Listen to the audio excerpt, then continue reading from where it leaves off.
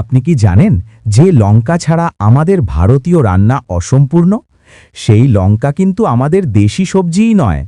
আজ থেকে ৫০০ বছর আগেও ভারতীয়রা জানত না লঙ্কা কি। লঙ্কার জন্ম হয়েছিল দক্ষিণ ও মধ্য আমেরিকায়।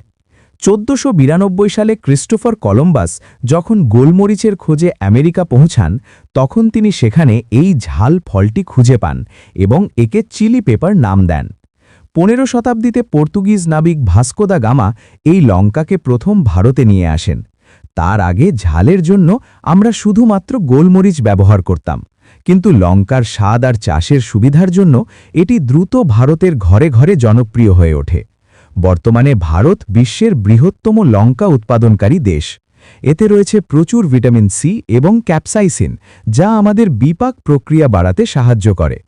এমন আরও রোমাঞ্চকর তথ্য জানতে আমাদের চ্যানেলটি সাবস্ক্রাইব করুন।